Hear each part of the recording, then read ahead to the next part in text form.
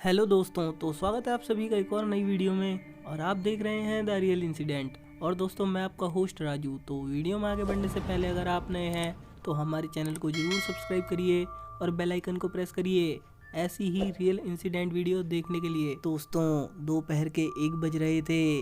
मौसम का मिजाज कुछ बदल सा गया था, लेकिन आसमान में छाए घनघोर काले बादल रात होने का एहसास करा रहे थे। तेज हवाओं ने तथा बिजली की कड़कड़ाने की आवाज़ डर का एक अलग ही कहर ढा रही थी। घर में अकेली बैठी आरती अपने पति के आने की प्रतीक्षा कर रही थी।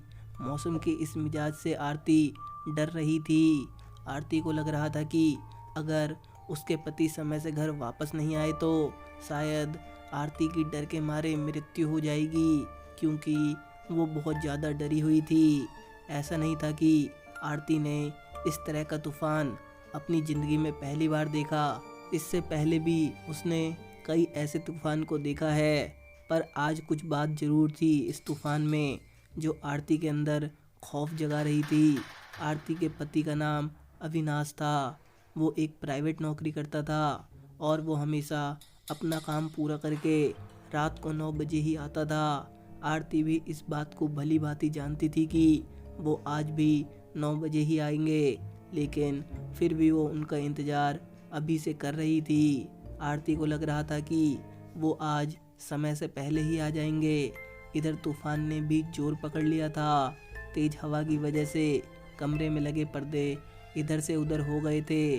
आरती ने उन खुली खिड़कियों को बंद कर दिया, जिसकी वजह से कमरे में हवा आ रही थी, और पर्दों को भी सही से लगा दिया।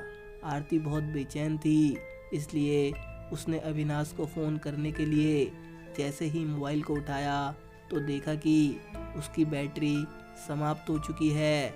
और संयोग से आज बिजली भी नहीं थी, क्योंकि तूफान की वजह से बिजली भी चली गई थी।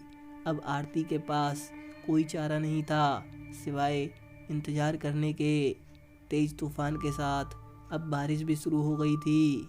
आरती चुपचाप अपने कमरे में बैठी थी कि अचानक उसे लगा कि बाहर खिड़की की तरफ कोई है। वो तुरंत उठकर खिड़की से बाहर झांकी, लेकिन उसे कुछ भी दिखाई नहीं दिया सिवाय गीली मिट्टी के, जिस पे मेंढक उछलकर इधर से उधर हो रहे थे। आरती ने खिड़की बंद कर ली। उसे लगा शायद मेरा भ्रम होगा। फिर थोड़ी ही देर में दरवाजे पे किसी ने दस्तक दी। आरती डर गई।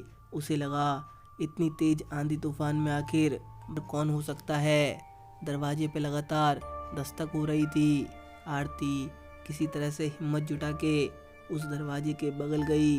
उसके हाथ कांप रहे थे, और जैसे ही उसने दरवाजे को खोला तो बाहर दरवाजे पे अविनाश खड़ा था, जो पूरी तरह पानी से भींगा हुआ था और उसका शरीर कीचड़ से सना हुआ था, और उसके चेहरे पे डर का एक साया था।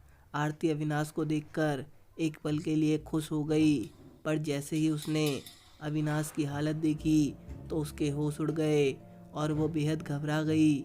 आरती अविनाश को तुरंत ही कमरे के अंदर लाई और सोफे पर बिठा दी, और अंदर से घबराती हुई आरती ने तुरंत ही अविनाश से पूछा कि आखिर तुम्हारे साथ ये सब कैसे हुआ। तो अविनाश ने कहा कि आज मेरी छुट्टी समय से पहले हो गई, और कार्यालय से बाहर निकलते ही जोर की बारिश होने लगी, और इस बारिश में मुझे एक भी गाड़ी नहीं मिल रही थी। इसलिए मैंने सोचा कि आज पैदल ही घर चला जाता हूँ। और आज मौसम भी ठीक है और गर्मी भी नहीं है। मेरे आगे एक कच्ची सड़क थी, जिस पर बारिश के कारण ढेर सारा कीचड़ भरा हुआ था। मैंने जैसे ही उस पर अपना पैर रखा तो मैं वहीं गिर गया, जिसके कारण मेरे सारे कपड़े गंदे हो गए। और मैं ऐसा करता हूँ कि पहले जाकर स्नान कर लेता हूँ, उसके बाद मैं आता हूँ। और ये कहकर अविनाश स्नान करने के लिए बाथरूम की ओर चला जाता है। आरती का मन बहुत विचलित हो रहा था, इसलिए आरती खिड़की के बाहर बारिश की बूंदों को देख रही थी। अभी भी आरती का मन शांत नहीं था, वो अंदर से बेचैन थी। पर आरती खुद सोच रही थी कि आखिर ऐसा क्यों। अब तो अविनाश भी मेरे पास है, फिर भी मुझे ऐसा क्यों प्रतीत हो रहा है कि मैं अब भी अकेली हूँ। धीरे धीरे अब बारिश भी कम हो रही थी और अब थोड़ी ही देर में बिजली भी आ गई। बिजली आते ही आरती ने तुरंत अपना फ़ोन चार्ज में लगाया। फ़ोन ऑन होते ही आरती के पास एक कॉल आया कि मैं अविनाश के ऑफिस से बोल रहा हूँ, क्या आप अविनाश की पत्नी हैं? तो आरती ने कहा कि हाँ मैं उनकी पत्नी ही बोल रही हूँ, क्या बात है? तो उधर से उस व्यक्ति ने कहा कि आपके पति का एक्सीडेंट हो गया है और वो इस दुनिया में नहीं रहे, कृपया करके आप यहाँ आ जाएं। ये सुन आरती के पैरों तले ज़मीन खिसक गई। उसे लगा आखिर ऐसा कैसे हो सकता है, अविनाश तो अभी बाथरूम में स्नान कर रहा है। तुरंत ही आरती बाथरूम की तरफ जाकर बाहर से अविनाश को आवाज़ लगाती है कि अविनाश क्या तुम अंदर हो?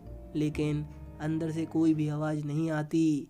आरती डर जाती है और वो ज़ोर ज़ोर से दरवाजे को पीटने लगती है। जब काफ़ी देर आवाज़ लगाने के बाद अंदर से कोई आवाज़ नहीं आती तो आरती समझ जाती है कि ज़रूर कोई बात है। इसलिए आरती एक लोहे की छड़ से उस दरवाजे पर मारने लगती है, जिससे वो दरवाज़ा खुल जाता है। दरवाज़ा खुलते ही आरती जो अंदर देखती है तो उसके होश उड़ जाते हैं। वो देखती है कि बाथरूम में अविनाश नहीं है और पूरा फर्श बिल्कुल सूखा हुआ है, मानो उस पर पानी एक भी बूंद न गिरी हो। आरती बेहद डर जाती है। आखिर आरती के साथ क्या हो रहा था, उसे कुछ भी मालूम नहीं पड़ रहा था। आरती तुरंत अविनाश के ऑफिस चली जाती है। वहाँ जाकर जब आरती अविनाश का पार्थिव शरीर देखती है तो बुरी तरह से रोने चिल्लाने लगती है। आरती ने देखा कि अविनाश के शरीर पर कीचड़ लगा हुआ है और हूबहू वैसा ही है जैसा कि आरती ने अविनाश को घर पर देखा था। आरती समझ जाती है कि वो जो घर पर आया था वो अविनाश की आत्मा थी। लेकिन वो पल आरती आज भी नहीं भूली है जब आरती का साक्षात्कार अविनाश की आत्मा से हुआ था। तो दोस्तों, आपको ये सच्ची घटना कैसी लगी मुझे कमेंट करके ज़रूर बताइए, और वीडियो अच्छी लगी हो तो वीडियो को लाइक करिए और अपने दोस्तों के साथ शेयर करिए।